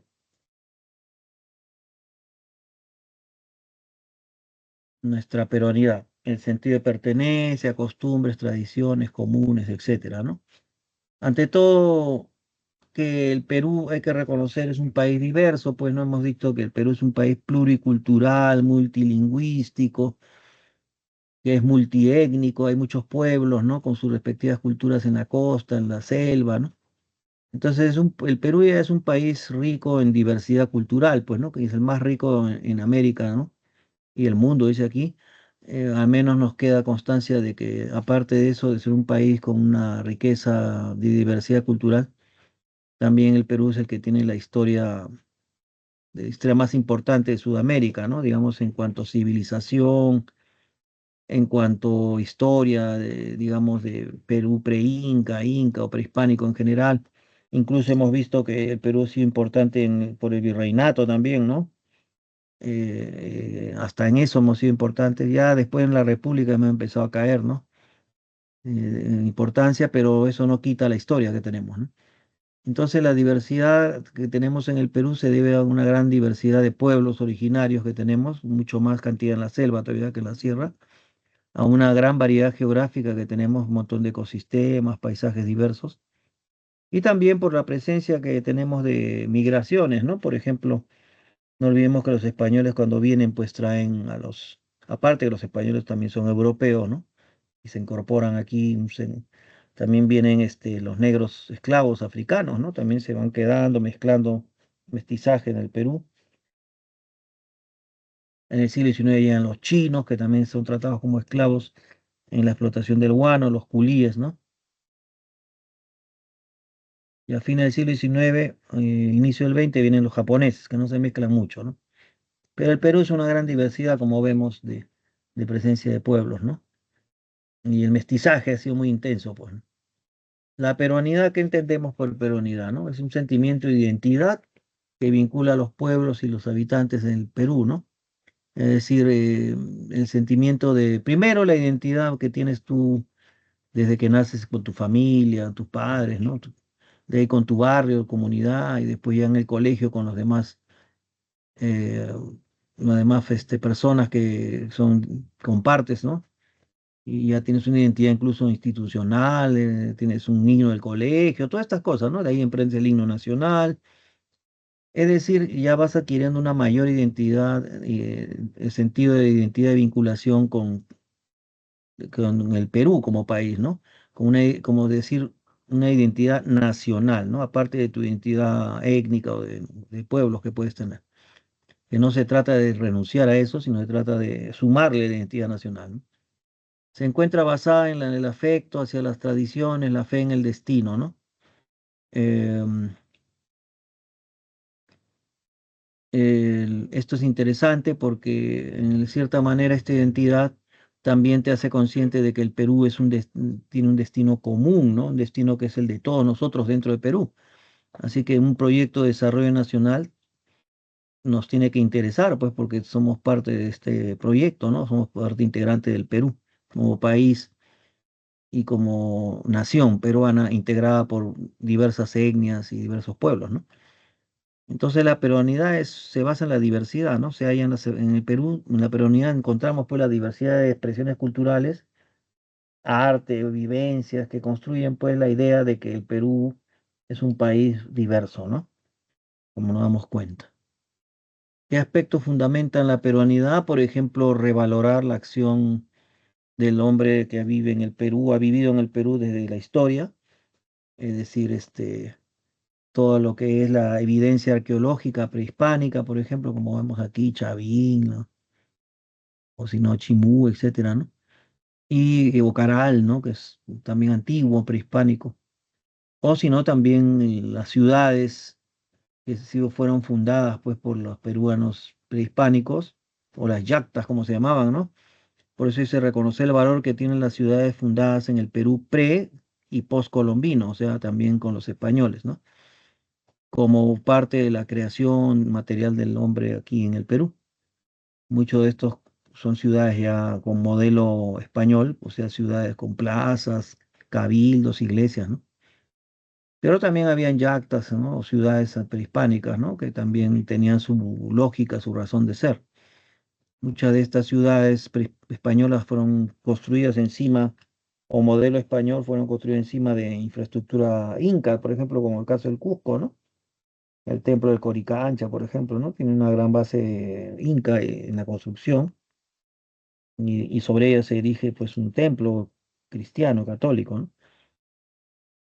Bueno, y también tenemos otro aspecto que es considerar y valorar los idiomas que tienen nuestros antepasados que han llegado hasta el presente, o sea, han supervivido, y nuestra obligación es incorporarlos pues a la cultura nacional, ¿no? Todas estas idiomas, aymara, puquina, bueno, quechua, etcétera, ¿no? O aguajún, shipibo en la selva, ¿no? Este, y terminan siendo pues componentes de la peruanidad, ¿no? O sea, uno tiene que valorar toda esa diversidad de lenguas, porque el Perú es un país multilingüístico, pues, ¿no? Entonces, no podemos entender la peruanidad sin incorporar la diversidad, ¿no? O sea, la peruanidad es incorporar lo diverso, ¿no? Valorar, estimar la diversidad que hay de creatividad en todos los pueblos de las regiones del Perú, ¿no? Y también valorar las técnicas que fueron diseñadas por los antiguos peruanos cuando construyeron obras en infraestructura agrícola, ¿no? Que permitieron aprovechar mejor los suelos. Desde antes de los españoles existían los camellones o guaru como le llaman en la zona altiplánica, sembrar así con estos canales intercalados para que el agua contribuya a crear un microclima, ¿no? Porque en la altiplano, en la meseta, el clima es la temperatura del clima es muy contrastante, ¿no? En el día con la noche. Para que no se mueran las plantas congeladas en la noche, este guaru, este sistema de camellones, como llamaban los españoles, pues los indios decían guaru, era intercalar estas acequias con canales de agua, para que el agua pueda crear un microclima, ¿no? Que se calienta en el día y en la noche se enfría lentamente. O también estos centros de experimentación o andenes, como le llamaban estos de Moray, o sino también los huachaques, chacras hundidas, los andenes, todo estos, andenería también es esto, son formas de experimentar con las plantas, ¿no? Como hicieron, no se olviden que el Perú es uno de los lugares donde existe la cultura milenaria de domesticación de plantas y animales, ¿no? También contribuye a la peruanidad a apreciar las manifestaciones folclóricas, autóctonas, las que surgen del mestizaje, ¿no? La mezcla de tantos grupos humanos que viven en el Perú y practicar estas manifestaciones danzas, por ejemplo, y difundirlas con orgullo, más bien, y no discriminarlas, ¿no?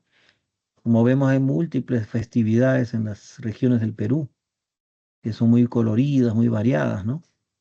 Entonces, todo eso es Perú, pues, en el fondo no hay que discriminar nada, ¿no? También tenemos que el concepto de interculturalidad puede colaborar, ayudar en incrementar la capacidad de reconocer, incorporar la diferencia como peruanidad como una constante, pues, en la vida contemporánea del Perú, ¿no? O sea, la intercultural nos permite tener un trato horizontal, pues, con los demás peruanos de las diferentes regiones. Es decir, todos somos peruanos, pues, entonces hay que conocernos, hay que relacionarnos. Todo esto, por supuesto, contribuye, ¿no? A crear una identidad nacional, ¿no? Incluir en la vida nacional, por supuesto, los millones de peruanos que están organizados en las comunidades campesinas de la sierra y comunidades nativas de la selva, ¿no? Y que están poblando el territorio peruano, alejados de los beneficios que otorga la civilización, ¿no? Entonces, bueno, no están alejados, pero sí, yo diría que no es que estén alejados de los beneficios, sino más bien a veces no tienen todas las oportunidades que tienen pues las ciudades de como importantes, capitales como Lima o Arequipa o Trujillo, ¿no? Que están en la costa y tienen más oportunidades, digamos, en sentido de mayor cantidad, en el caso de Lima, universidades, centros de salud, ¿no? Esos son los beneficios, digamos. La civilización son todos, pues, porque la cultura prehispánica también es civilización, ¿no? No se trata de salvaje ni civilizado, ¿no? Se trata de los beneficios de oportunidades, ¿no? Que puedan tener mayores oportunidades, ¿no? Y eso debería, incorporarse, esos beneficios que el Estado tiene el deber de otorgar a la población de todo el Perú, como educación, salud, etcétera. Eso debería estarse siempre eh, produciéndose, ¿no? O promoviendo como política del Estado. Ahora, el sentido de pertenencia es otro tema que va de la mano con lo que estamos hablando, porque también nosotros tenemos que reconocer que esto se construye, ¿no? Yo pertenezco a mi familia, a mi barrio, a la comunidad, a la región, ¿no? Entonces es una construcción que hace el ser humano desde que nace, ¿no? Por eso dice que el sentido de pertenencia es una forma de adhesión, de sentirse parte de, ¿no? De tener rasgos distintivos de una cultura, que también implica una actitud consciente, comprometida con una determinada colectividad. Es decir, me siento comprometido porque soy del Callao, soy de Lima, soy de Breña, de San Juan, así, ¿no? En cuyo seno el sujeto participa activamente, ¿no? Por eso que ahí se comparten cosas, ¿no? De festivales, carnavales, festivales deportivos, ¿no? Etcétera, ¿no? Entonces ahí ese compartir, ¿no? Tan necesario que es la vivencia, ¿no? De un pueblo, más como el Perú, que es un pueblo diverso, ¿no? Entonces, es bueno tener este sentido de pertenencia y a eso incorporarle el sentido de pertenecer al Perú, pues, o sea, la gran identidad, digamos, ¿no? General, la identidad nacional. Y pertenecer al destino de un país que es un destino común para todos, ¿no? Entonces, la identidad nacional se puede definir como el sentimiento subjetivo del individuo a pertenecer a una nación concreta, a una comunidad en la que hay diversos elementos que la cohesionan y la hacen única, ¿no? Es decir, tenemos pues una diversidad que tenemos que incorporar dentro de nuestro sentido de pertenecer a un país pluricultural, multilingüístico, pero que compartimos todos un destino común que es el Perú, ¿no? O sea, pertenecer al Perú. Y eso nos debería cohesionar, unir como sociedad, ¿no? Este sentido de pertenencia son promovidos también, de hecho, como una política del Estado, ¿no? El Estado debe promover la integración de todos los peruanos mediante instituciones civiles, los medios de comunicación también participan mucho en difundir la peruanidad, ¿no? Por ejemplo, en el nacionalismo del siglo XIX de Europa, los medios de comunicación ocuparon un papel importantísimo, ¿no? Para lograr esta identidad nacional, ¿no? Este sentido de pertenecer a una nación. Los elementos objetivos sobre los cuales se asienta el sentimiento de pertenencia a una comunidad es que nos sentimos que compartimos una misma lengua, una misma religión, una misma cultura, compartimos que somos parte de una misma etnia o pueblo, etc. Lo que pasa que, como les vuelvo a repetir, no se trata de que solamente te quedes en tu sentido de identidad de tu etnia o pueblo, ¿no? No se trata que un aymara se sienta solo aymara, pues, ¿no? Y que entienda que es ser aymara, ¿no? Por la lengua, la religión, la cultura. Sino se trata de que también se incorpore la idea de identidad nacional y sentido de pertenencia al país, al Perú, porque es un destino común que tenemos todos los pueblos que están dentro del territorio peruano, bajo la dirección de las instituciones del Estado, ¿no? Las costumbres y tradiciones también son importantes porque vienen, por ejemplo, las tradiciones vienen desde la historia, ¿no? Y se transmiten de generación en generación. Nuestro país, recordemos que es un país pluricultural, ¿no? Que tiene una gran geografía muy variada, ¿no? En donde todos los pueblos han desarrollado a través de la historia diversas tradiciones y han hecho prácticas en esas prácticas de asistir, participar en estas tradiciones que ellos son costumbres, ¿no? Se han vuelto costumbres. El participar en estas festividades, por ejemplo, y tradiciones, es algo que mantiene viva la tradición, ¿no? O sea, la práctica, la costumbre de asistir, por ejemplo, al Inti Raymi, por ejemplo, en el Cusco, ¿no? A pesar que el Inti Raymi es una tradición prehispánica, ¿no? O sea, sin embargo, se mantiene viva, ¿no? Ha sobrevivido al virreinato, sobrevivido, ha llegado hasta la República, y es una tradición histórica, pero se transmite, ¿no? Porque esta gente que celebra el Inti Raymi ya no son los incas, ¿no? Son los que se sienten herederos de la cultura y la tradición de esta festividad inca, ¿no? Y que todo el mundo reconoce como importante, ¿no? Entonces, algunas de ellas tienen origen milenario, como vemos, perduran en el tiempo estas festividades, costumbres y tradiciones. Otras pueden ser más modernas, pero se van sumando a las celebraciones ancestrales, ¿no? Teniendo mucha acogida, mucha participación e interés popular. Para diferenciar un poco qué es tradición y costumbre, volvemos a reiterar, ¿no? La tradición ya es una manera de pensar, de comportarse, de hacer algo que ha trascendido a lo largo del tiempo, ¿no? Viene del pasado, de la historia. Muchas personas de una determinada sociedad, familia han hecho esta tradición o han practicado esta tradición por años, siglos incluso, y lo han transmitido de generación en generación, por eso la tradición está viva, ¿no? Ahora, la costumbre es una práctica social, o sea, yo puedo participar de una tradición, de una festividad, ¿no? Incluso puedo asistir solo, ¿no? Si no quiero ir con nadie, pero ya estoy participando. Tengo la costumbre de ir, por ejemplo, a la procesión del Señor de los Milagros, ¿no? Todo en el mes de octubre, ¿no? Puedo ir con mi hijo, mi familia, tal vez, o puedo ir solo también. Pero el hecho de tener la costumbre de practicar esta participación en una tradición, ya esta costumbre eh, mantiene viva también la tradición. Por eso dice, las costumbres son inclinaciones y usos que forman el carácter distintivo de la nación. Un grupo de personas o hasta una sola persona practica una tradición, ¿no? De ir a la Señora Milagro, por ejemplo, que es una tradición. Yo tengo la costumbre de ir en octubre, tengo la costumbre de comprarme un hábito morado, ¿no? Eso es una costumbre, ¿no? Pero es una práctica que hago, pero una práctica que corresponde a una tradición. Por eso que las costumbres mantienen vivas las tradiciones. Em, ¿Qué festividades tenemos? Algunas festividades importantes en un país como el nuestro, que es pluricultural. Por ejemplo, tenemos pues festividades que son propios de la costa, ¿no? Por ejemplo, la procesión de la bandera en Tacna es una festividad que se da en octubre, en agosto, perdón, celebrando 29, ¿no? Para celebrando la reincorporación de Tacna al Perú, ¿no? Después de estar cautiva, estar cautiva por Chile, ¿no? Después de la guerra. Entonces los tacneños celebran esta fecha en agosto, donde pasean la bandera, ¿no? Y sienten su peruanidad, pues, ¿no? Sobre todo ellos, mucho más que estuvieron, pues, obligados a estar bajo el gobierno de un país extranjero como Chile, y que dentro de su corazón guardaron, pues, el anhelo de regresar al Perú, ¿no? Por eso que aman los símbolos, ¿no?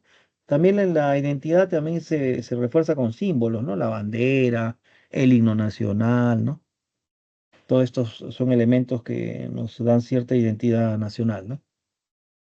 También la fiesta de la vendimia en Ica, por ejemplo, como ven en la foto, ahí eso es tradicional, el pisado de las uvas, ¿no? Eso siempre tiene mucha historia, como ven ahí, 59 años de historia, etcétera. Y ya se ha hecho una costumbre practicarla todos los años, ¿no? Practicar esta tradición, esta festividad. O el festival de la marinera, que es como una competencia, ¿no? De baile, ¿no? Todos los años, ¿no? En Trujillo. O también la fiesta de la procesión de la Santísima Cruz de Chalpón en Motupe, en Lambayeque, también convoca miles de feligreses, ¿no? Que todos los años participan, ¿no? De costumbre de participar en esta tradición, de esta festividad tradicional, ¿no? Entonces se dan cuenta ustedes cuántas cosas hay, ¿no? También todo esto generalmente contribuye pues a la identidad, a esta festividad regional, por ejemplo, son de la costa, pero es parte del Perú, pues, ¿no? Es parte de la identidad nacional también. Incluso cuando haces turismo nacional interno, participas, ¿no? Yo me voy a la sierra y puedo participar, por ejemplo, de estas festividades de la sierra, ¿no? La fiesta del Señor en Uruguay, en Tarma, ¿no? También una procesión, una festividad. O el Festival de los Negritos en Huánuco, como ven, tienen máscaras, incluso usan máscaras para representar esta festividad, ¿no? Como muy colorida, con trajes típicos, especiales, ¿no? O en la Chonguinada en Huancayo también, que también es muy colorida, ¿no? Donde también hay ropa especial, todo para participar de esta festividad. O el Carnaval de Cajamarca también, donde vemos también colorido. Eso es muy, muy característico de la festividad del pueblos del Perú, es la ropa colorida, ¿no? Y algunos usan disfraces, atuendos especiales, ¿no? Música, por supuesto, para celebrar, ¿no?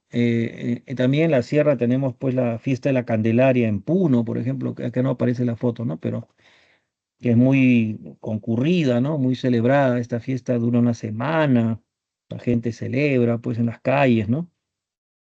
O si no, la fiesta de la Tunantá en Jauja, Junín, que tampoco hay una foto acá, pero esta fiesta también es con disfraces, ¿no?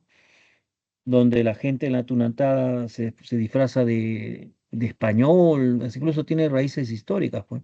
De español, se disfraza de hacendados, ¿no? De sirvientes, es decir, es como una representación social histórica, ¿no? Es muy colorida también, muy, muy celebrada y muy, con muchos disfraces, ¿no? Porque es una cosa vivencial, pues, ¿no? Y en la selva también tenemos tradición, festividades, ¿no? Festividades que son también importantes, como la fiesta de San Juan. En la selva, pues no olvidemos que la selva ha estado un poco aislada, digamos, de muchas de las cosas de la historia del Perú. No se olviden que la selva de por sí, incluso en los incas, en el Antisuyo, no era un dominio amplio de los incas, ¿no? La selva ha tenido siempre una historia tribal, una historia medio autónoma, ¿no? Pero es parte del Perú, por supuesto. Y incluso en el virreinato tampoco los españoles dominaron la selva, ¿no? Y también en la guerra con Chile, por ejemplo, tampoco los chilenos llegaron a la selva, ni los de la selva participaron activamente en la guerra, ¿no? Entonces, hay una especie de cierto aislamiento cultural que le da a sus festividades cierta autonomía, originalidad que se ha mantenido, ¿no? Esta fiesta de San Juan que tiene que ver con los vientos, ¿no? La fiesta de los Chayagüitas en Loreto también, también vean sus ropas típicas, se ponen, y sus cánticos, su música también es muy practicada. La fiesta de las cruces de Uncayali que demuestra la aculturación, ¿no? La cruz, por ejemplo, no es un elemento de la selva, ¿no? Ella parte de la evangelización, del reconocimiento de la importancia de la religión judeocristiana, ¿no? Pero ya está incorporada pues en la festividad, ¿no? De la selva. O la carnaval Junchía o matrimonio nativo, ¿no? En San Martín que también se festeja pues de una manera muy especial estos matrimonios, ¿no? Al estilo nativo, digamos, ¿no?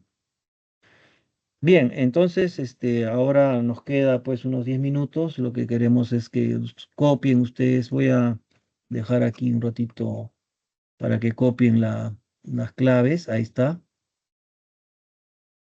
Un momento, por favor. Vayan copiando.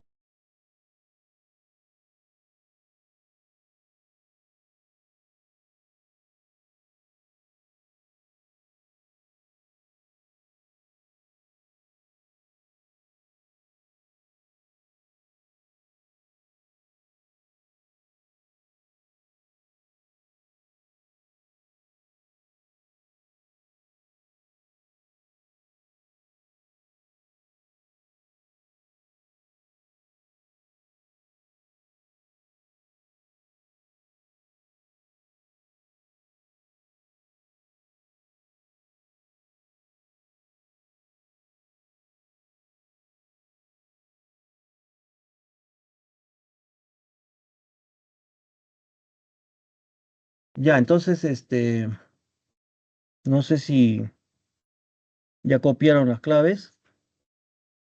Vamos a resolver. Profesor, disculpa, profesor, ¿No se ve? Ahí voy a está volver a... proyectando el ejercicio 4. Estoy proyectando aquí. Voy a volver a compartir entonces. ¿No se veía las claves?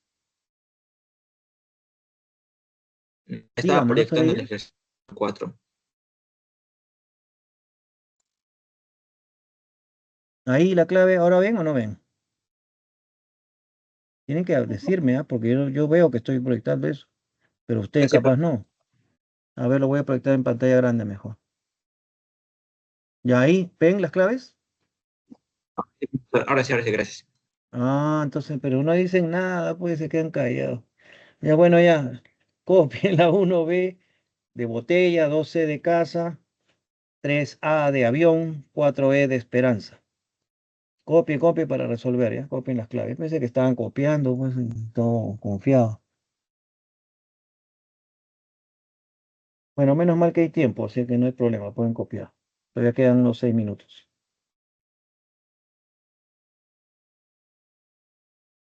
Bueno, estos temas no son tan difíciles, ¿no? Son más reflexivos, ¿no?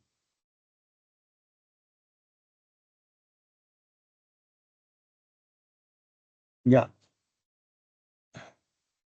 ¿Copiaron ya, chicos, para resolver? Yo creo que ya, ¿no? Porque no es tan difícil copiar eso, creo. O tomar fotos, si les parece.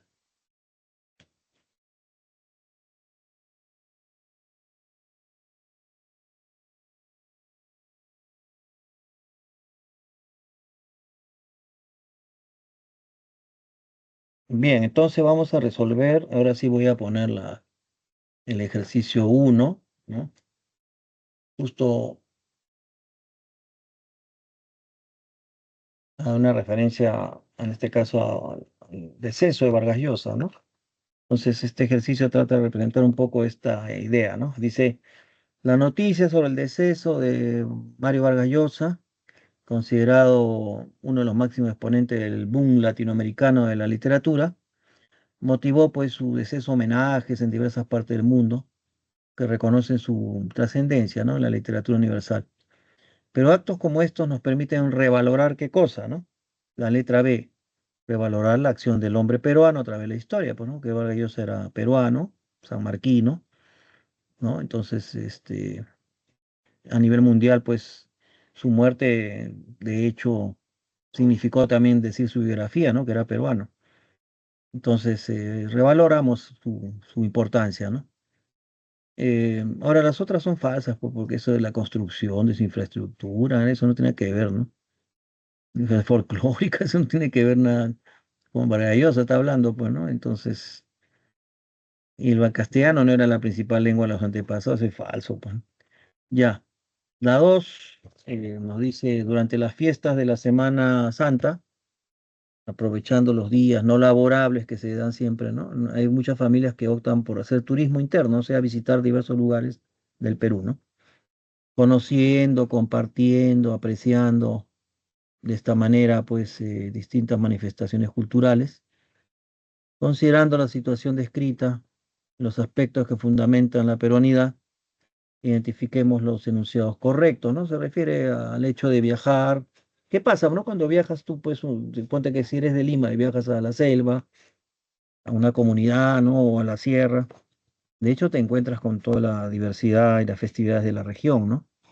Entonces, ¿qué pasa? ¿Cuál es la idea ahí, ¿no? Con esta pregunta, ¿no? Identificar las alternativas que fundamentan la peronidad, ¿no? Entonces dice, es la letra C, ¿no? Dice, ¿no? La alternativa que fundamentan es la uno, 2 y 4. Lo uno es, haciendo ese turismo interno nacional, podemos apreciar la práctica y la interculturalidad al valorar las diferencias, ¿no? Valoramos lo que es bonito, tanto baile, las comidas, entonces estamos viendo que conectarnos con las culturas de nuestros pueblos, nuestro Perú, es bonito, es bueno, ¿no? Se valora. Se dice que bueno, ¿no? Que variado, qué rico es el Perú, etcétera cosa, ¿no? Poner de manifiesto la valoración del folclore, practicando, si quieres, también bailando en las festividades, sin discriminar nada, o sea, te acercas a la realidad peruana, ¿no? La otra alternativa que es válida es la 4, ¿no? Incluir a las comunidades en los beneficios que otorga la civilización quiere decir también, pues, comentar o puedes transmitir que hay oportunidades de tales cosas en Lima, ¿no? O en donde tú vives, en Arequipa, no sé, a la gente de la selva, anímate a ir, ¿no? Y todas esas cosas. La 3 no es porque dice que el turismo interno, conocer, no es priorizar la visita de las ciudades andinas por ser más antiguas, ¿no? Eso no es un motivo de peruanidad, pues visitar las ciudades porque crees que son más antiguas, no, no, eso no es. Estamos hablando de manifestaciones que fundamentan la peruanidad, ¿no? O sea, las otras que hemos mencionado son más importantes en realidad en ese sentido. No priorizar. Priorizar quiere decir que solo voy a ir a las que ciudades más andinas, más antiguas, ¿no? Pues. Tres, el Perú es pluricultural, ya sabemos, debido a la presencia de distintas culturas que llegaron, por supuesto, a través del tiempo, ¿no? Como hemos visto, incluso los que trajeron los españoles, etcétera, ¿no? Por lo que es posible descubrir un crisol. O sea, el crisol es como una mezcla, ¿no? De tradiciones y costumbres que se practican, o una variedad, pues, ¿no? De tradiciones y costumbres que se practican en el ámbito regional nacional. Respecto a estas expresiones, determina el verdadero o falso de los enunciados, ¿no? Uno dice que es la A, ¿no? En la 3 la A. O sea, es verdadero solamente la 2, ¿no? O sea, que los carnavales son fiestas tradicionales que se celebran en todo el país. Los carnavales pues se desarrollan desde la época colonial, ¿no? Entonces, y las otras son falsas, ¿no? Porque dice el Perú, ¿no? La cena con consumo de pavo durante las Navidades, eso no es una tradición peruana, pues eso ha venido ya con la religión judeo-cristiana, pues, ¿no? Eso de cenar pavo, ¿no? O si no, la 3 tradiciones son prácticas con valor subjetivo, motivo por el cual cambian de generación en generación. No cambian, pues las tradiciones no cambian, se mantienen, pues. Por eso se transmiten, ¿no? Es falso, pues. La 4, las costumbres son usos o inclinaciones de un pueblo que opta por conservarlas con fervor a través del tiempo. Bueno, no es que opta, ¿no? Eso está ahí, pues, ¿no? No es que tú lo tomas como opción, ni menos con fervor, pues tampoco, ¿no? Sino que las costumbres se practican, ¿no? Pero no es que las costumbres las conservan, más se conserva la tradición, más bien, no tanto la costumbre. Costumbre es una práctica, ¿no? Que tú haces. Por eso es falso. 4 nos dice, el Perú es el hogar de diversos pueblos que poseen, pues, sus respectivas tradiciones y conformidad que conforman parte de los rasgos, ¿no? Distintivos, ¿no? Al respecto, relacione correctamente las festividades con la región que le corresponde, ¿no? Y es la letra E, ¿no? O sea, uno, en la selva le corresponde la A, pues que es Carnaval de Achote, y la fiesta de San Juan, que es típico de la selva. Dos, o sea, la sierra con C. A la sierra corresponde los jueces de agua y la fiesta del Señor de Uruguay. Tres, que es la costa con B. La procesión de la bandera y la fiesta del Señor del lunes, ¿no? Sobre todo porque esto se entagna en la costa, pues, ¿no? Sería la respuesta correcta. ¿Alguna pregunta ahí? ¿Alguna consulta? Voy a dejar de compartir en pantalla grande. No sé si hay alguna consulta sobre el tema de geografía, de cívica, porque ya nos queda más que un minuto y medio, creo.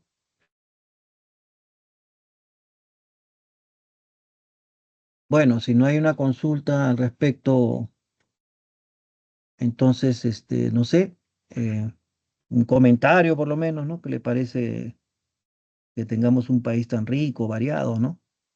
Y que más bien es evidente que ser peruano es aceptar la diversidad, ¿no? Es valorar toda la diversidad que tenemos, ¿no? O sea, un peruano no puede sentirse nada más costeño, tiene que sentir que toda la cultura de las regiones también son parte de uno, ¿no? Parte de nuestra identidad nacional. Lo que pasa es que debemos incorporar, pues nosotros, la idea de, voy a dejar de compartir, la idea de que no debemos dejar de sentirnos aymaras, aguajún, ¿no? No se trata de eso, se trata de sumarle a eso a esa identidad que ya tienes, clara, ¿no? Porque yo hablo Wajún y nací ahí, entonces nadie me va a quitar eso. No, nadie te lo va a quitar, pues. No dice que te lo quiten, sino dice que le sumes a ello el proyecto Perú, ¿no? Digamos, el proyecto de que somos también parte del destino de un país que se llama Perú, y por ello tenemos que tener una identidad aparte de la nuestra, se suma a, esta, a nuestra identidad étnica de pueblo, se suma a la identidad nacional, ¿no? El destino común, nuestro Perú. Bien, gracias entonces chicos, nos seguimos la siguiente semana. Cuídense, bendiciones.